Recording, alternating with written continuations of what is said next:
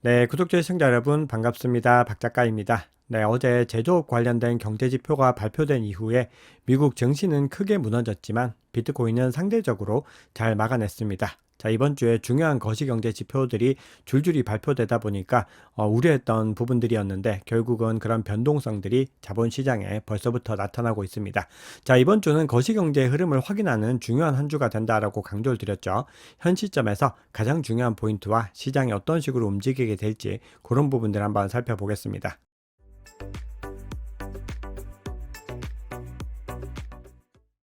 네, 오늘 영상이 도움이 되셨다면 구독, 좋아요, 댓글, 알림 설정 정중히 부탁드리겠습니다. 네, 앞서 말씀드렸던 것처럼 미 3대 지수가 모두 다 큰 폭으로 하락 마감을 했습니다. 그 중에서도 나스닥은 무려 3.26% 하락으로 마감을 했습니다. 어제 이런 증시의 폭락을 가져온 중요한 요인은 제조 관련된 지표들의 결과가 좋지 못하게 나왔기 때문입니다. 크게 두 가지로 구분할 수 있는데요. 제조업 구매 관리자 지수와 미국 공급 관리자 협회 ISM에서 발표하는 제조업 구매자 지수가 있었는데 특히 이 지표의 결과들에 시장에서는 조금 더 주목을 했습니다. 예측치를 0.3 하회를 했는데 이게 지금 50보다 더 하단에 위치를 하다 보니까 수축 국면으로 가고 있는데 더 그 정도들이 심해지고 있다라는 것으로 해석이 됐습니다. 거기다가 지금 50 이하로 머물고 있었던 게 5개월째 지금 머물고 있기 때문에 전반적으로 지금 경기 선행 지표로서 경기 침체에 대한 두려움들을 더 높이는 결과들을 가져왔습니다. 그래서 결론적으로는 시장에서는 경기 침체에 대한 어떤 두려움으로 굉장히 많이 하락을 했다라고 볼 수가 있죠. 그런데 반면에 제조업 물가지수 같은 경우는 오히려 예측치를 상회하면서 경기는 나빠지는데 물가는 오히려 오르고 있는 이런 연준이 바라는 것과 완전히 반대되는 결과가 어제는 나왔었다는 겁니다. 자, 거기다가 9월은 전통적으로 굉장히 좋지 못한 달이죠. 그래서 1년 중에서 월간 기준으로 가장 약세를 보여왔기 때문에 투자자들이 여기에 대한 경계감들도 작용을 했습니다. 그래서 실제 어떤 결과들보다도 더 크게 공포감이 작용했다. 이렇게 해석할 수가 있겠습니다. 네, 그런데 반면에 비트코인 같은 경우는 이 S&P라든지 나스닥 대비로 더 좋은 흐름들을 가져갔습니다. 나스닥 100과 비교했을 때 아웃퍼폼하고 있는 것들을 볼 수가 있죠. 요거는 비트코인과 그리고 QQQ라고 하는 나스닥 100 추종 ETF 두 가지의 성과들을 가지고 이제 평가를 한 겁니다. 그렇기 때문에 어제 하루 동안에 비트코인이 상대적으로 잘 방어했다. 이렇게 볼 수가 있죠. 그리고 그 부분들에 대한 해석들은 뒤에서 온체인 지표를 분석하면서 조금 더 자세히 말씀을 드려보겠습니다. 네, 지금 이번 주에 가장 첫 번째로 발표된 제조업 지표부터 시장을 좀 흔들었는데요. 이번 주에는 이 고용 관련된 지표들이 내리 발표된다고 말씀드렸죠. 그래서 오늘은 미국 노동부의 구인 이직 보고서가 또 굉장히 중요합니다. 그리고 내일은 ADP 비농업 부분 고용 변화를 지켜보셔야 되고요. 그리고 금요일에는 비농업 고용 지수와 실업률을 가장 중점적으로 보셔야 되죠. 네, 그리고 목요일에는 고용 지표와 더불어서 서비스업 관련된 지표들도 주목하셔야 됩니다. 그래서 이번 주에 거시경제 관련 지표들을 다 소화를 하고 나면은 굉장히 시장의 방향성들이 조금 더 뚜렷해지는데요. 노동지표가 너무 잘 나와도 너무 못 나와도 시장은 오히려 혼란에 빠질 수가 있습니다. 한쪽은 경기 침체에 대한 리스크가 나타날 수 있는 거고요. 또 한쪽은 인플레이션이 다시 살아날 수 있다는 두려움들이 나올 수 있는 겁니다. 그래서 굉장히 균형 잡힌 결과가 이번 주에는 중요합니다. CME 패드워치에서는 이번 주에 0.25%포인트 인하할 것이다 라고 하는 예측이 가장 지배적으로 62%로 나오고 있습니다. 그리고 11월과 12월에 거쳐서 연내 1% 인하에 대한 의견들이 가장 많이 있는데 CT은행 같은 경우는 올해 빅컷을 갖다가 두 번 할 것이다 라고 예측을 하면서 올해 통틀어서 1.25%포인트 인하를 할 것이다 이런 전망을 내놨습니다. 그래서 기관들마다 올해 어느 정도 수준으로 인하할지에 대한 의견들이 갈리고 있는데 결국은 그 결과들은 이번 주에 발표되는 거시경제 지표에서 많은 단서들을 찾을 수가 있습니다. 대선 관련된 이슈도 간단하게 언급하겠습니다. 지금 트럼프와 해리스의 격차가 어제는 한 5% 정도가 나오고 있었는데 폴리마켓에서 3% 정도로 줄어들었습니다. 그만큼 더 박빙으로 지금 가고 있는데요. 그 이유로서는 해리스에 대해서 암호화폐 커뮤니티가 후원 행사를 이제 열기로 했습니다. 그리고 여기서 해리스가 어떤 정책적인 입장들을 제시할 것인가 이 부분들이 굉장히 좀 중요하게 작용을 할 수가 있습니다. 그래서 지금 트럼프가 완연하게 본인이 미국을 크립토 수도로 만들겠다라고 주장을 하면서 굉장히 암호화폐에 대해서 강력하게 친화적인 입장을 보이고 있기 때문에 해리스 캠프 측에서도 이런 부분들을 그냥 간과하고 넘어갈 수가 없는 것이죠. 그래서 지금 어떤 정책적인 우호적인 입장들을 제시할지 이런 것들이 향후에 대선 향방과 더불어서 이 비트코인 암호화폐의 방향성에도 중요하게 작용할 수가 있습니다. 네, 그럼 온체인 지표 통해서 시장의 상황들 조금 더 깊이 있게 들여다보겠습니다. 온체인 지표에서도 다소 엇갈리는 움직임들을 보이고 있지만 전체적인 어떤 분석들의 흐름들은 9월 이후 기점으로는 상승 가능성에 더 많은 무게감들이 실리고 있습니다. 앞서 언급드렸듯이 비트코인과 미 증시 흐름을 비교했을 때는 비트코인이 상대적으로 더 잘 방어를 했다라고 말씀을 드렸죠. 지금 보시면은 S&P가 이 정도로 떨어질 때 비트코인의 하락폭은 더 적었다라는 걸 볼 수가 있습니다. 그래서 8월 4일과 비교했을 때는 반대되는 움직임들이 나오고 있는 부분들에 지금 시장은 주목을 하고 있습니다. 그래서 8월 4일에도 크게 경기 침체에 대한 두려움으로 지난달 초에 한번 크게 하락을 했죠.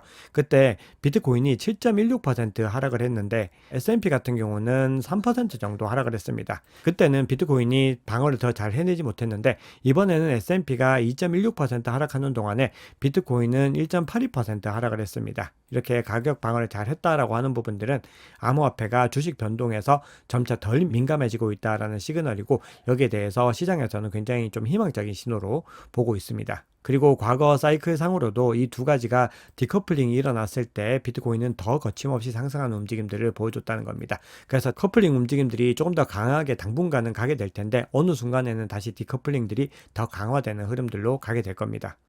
네, 지금 시장에서 계속해서 USDT 시가총액이 늘어나고 있습니다. 그리고 전체적인 스테이블 코인의 공급량들이 늘어나고 있죠. 즉 유동성들이 풀릴 수 있는 어떤 기반들이 강력하게 마련이 되고 있습니다. 다만 이것들이 아직까지는 시장의 본격적인 유동성으로 지금 풀리지 않고 있는 상황인데요. 결국은 시장에서 어떤 거시경제적인 불확실성들이 거치면서 확실성이 좀 더 강해졌을 때 이런 자본들이 결국은 시장에서 큰 유동성으로 작용할 수 있습니다. 그리고 참고로 글로벌 M2 통화도 계속해서 상승하고 있는 움직임들을 보이고 있죠. 그만큼 지금 시장에서는 신중하게 시장을 바라보고 있는 돈들이 많이 있다는 겁니다.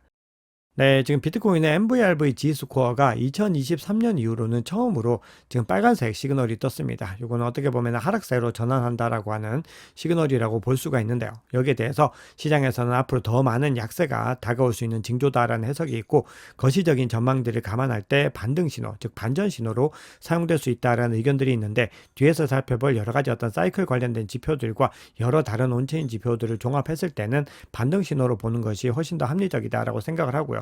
지금 현재 시점은 대략적으로 이런 구간들을 겪고 나서 이 시점으로 지금 접어들고 있는 구간이다라고 볼 수가 있습니다. 그래서 이때도 하락세로 전환한 이후에 바로 반등에 성공을 해서 본격적인 랠리를 이어갔던 이력들을 확인할 수 있습니다.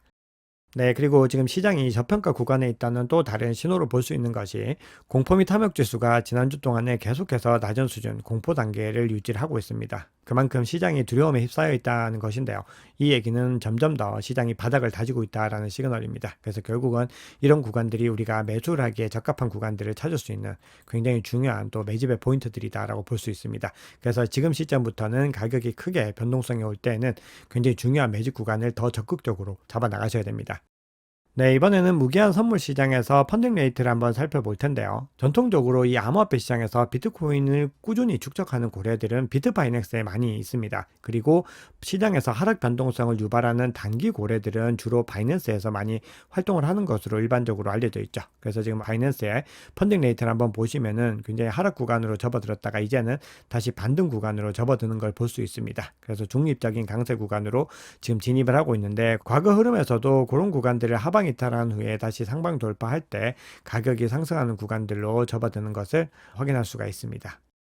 네, 그만큼 시장에서 어떤 변동성들이 다가오고 있고 그 방향성들이 좀 긍정적인 방향성들을 가지고 갈 가능성들이 많이 언급이 되고 있는데요.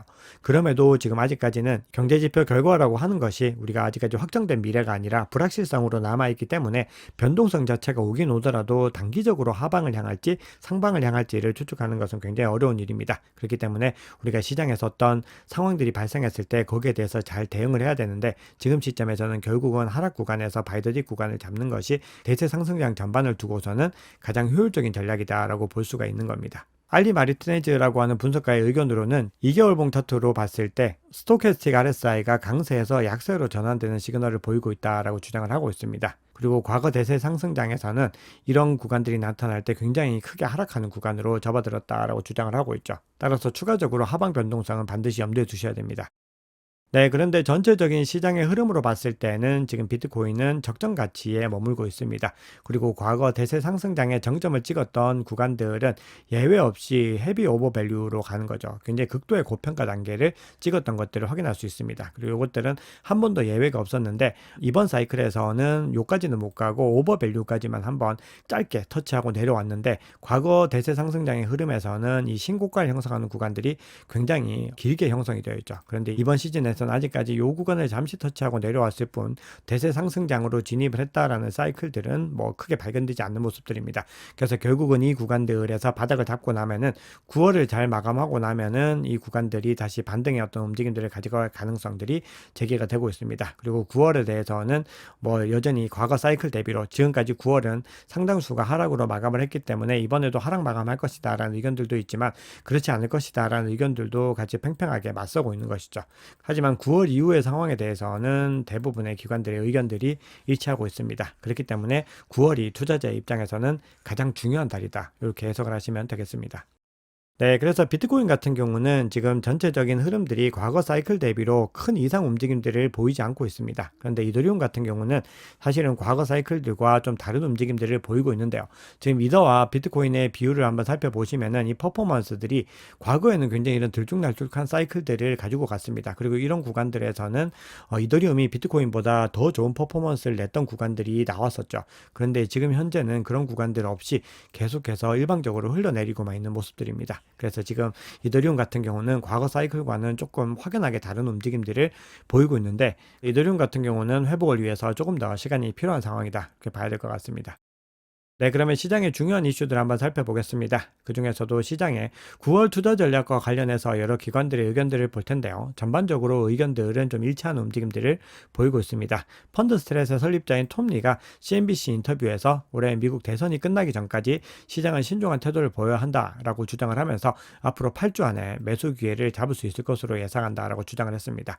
그러면서 투자자는 조심하되 하락세에는 매수할 준비를 해야 된다. 이렇게 주장을 하고 있죠. 그러면서 미국 대선 관련해서 비트코인과 에너지를 주시하고 있다라고 설명했습니다. 암호화폐 리서치 업체입니다. K33 리서치에서도 보고서를 통해서 9월 한 달간은 투자자들에게 매력적인 매수 기회가 될 수 있다. 이 톱니와 같은 주장이죠. 그러면서 역사적으로 볼 때 4분기 익스포저를 늘리기 위해서는 9월에 미리 매수를 해두는 게 최적의 현물 투자 전략이었다. 이렇게 주장을 합니다. 특히 10월부터 이듬해 4월까지 비트코인은 강력한 시기였기 때문에 10월 계장가에 매수해서 4월 마감가로 매도하는 투자가 굉장히 유효하다라고 주장을 하면서 2019년 이후로 1449% 수익을 올릴 수 있었다. 이렇게 이야기를 하죠. 그러면서 이와 정반대 전략을 택할 경우에는 손실이었다라고 강조하고 있습니다.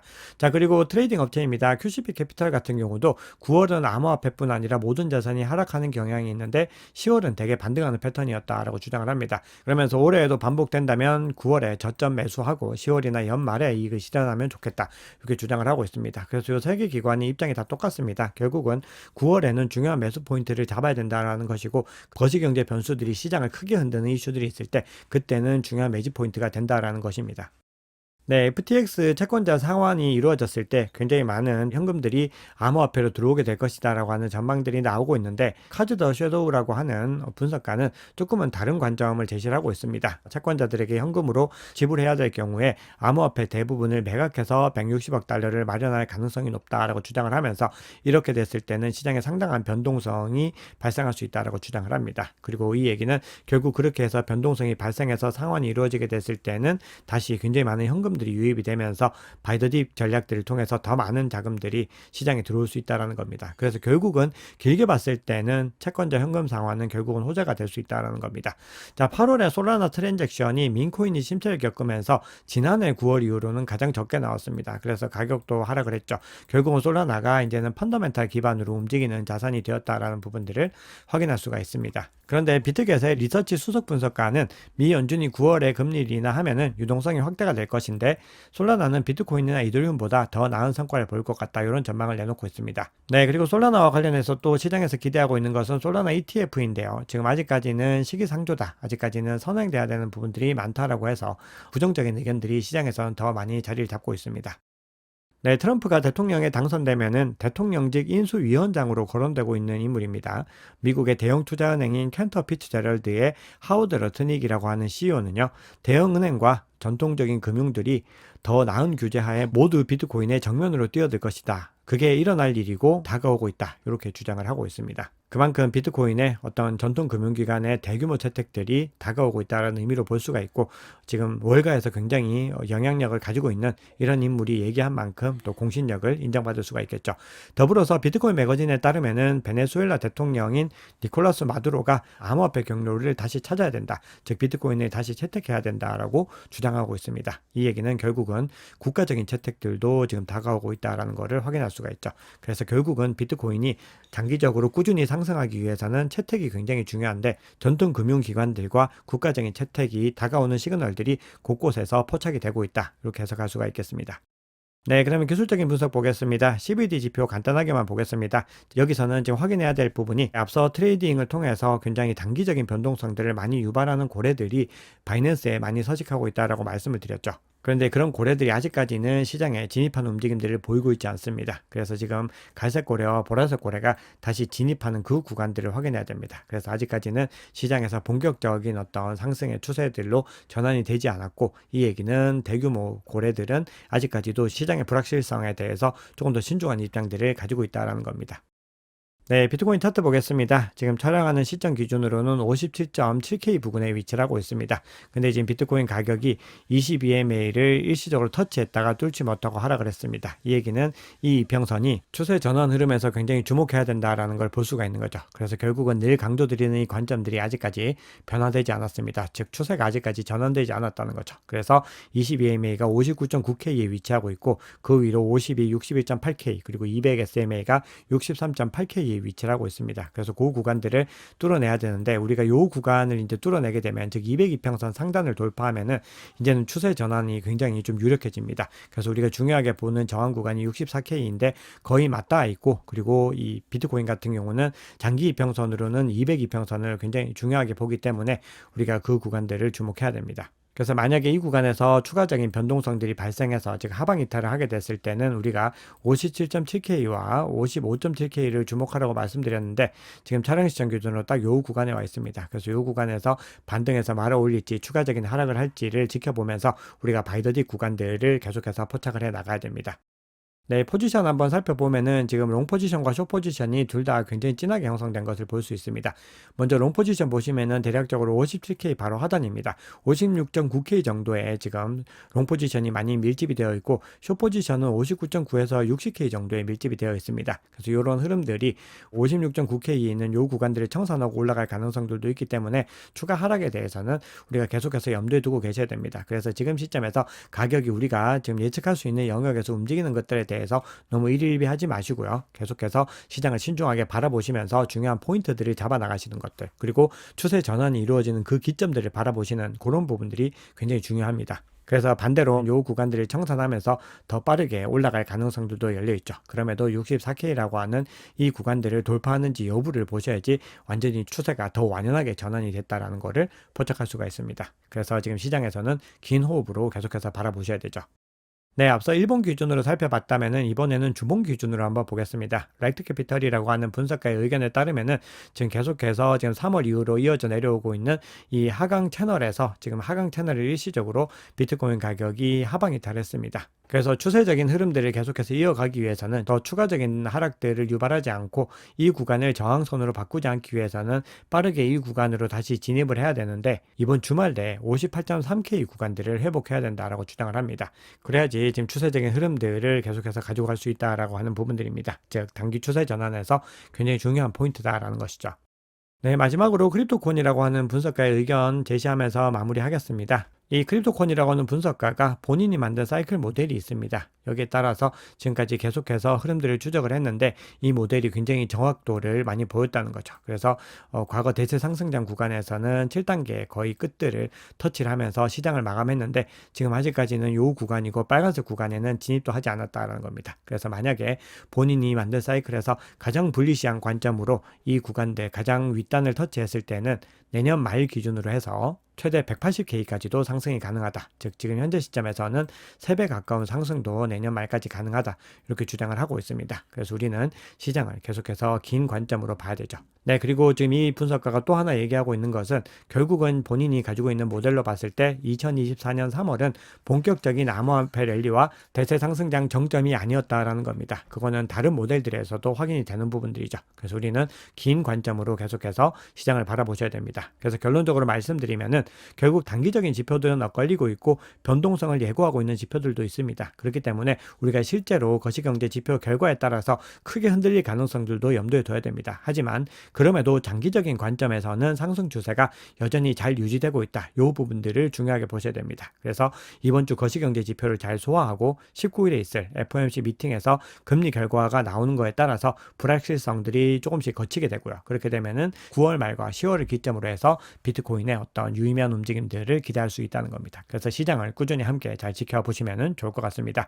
네, 오늘 준비한 얘기는 여기까지입니다. 여러분 오늘 영상이 도움이 되셨다면 구독, 좋아요, 댓글, 알림 설정 정중히 부탁드리겠습니다. 지금까지 박 작가였습니다.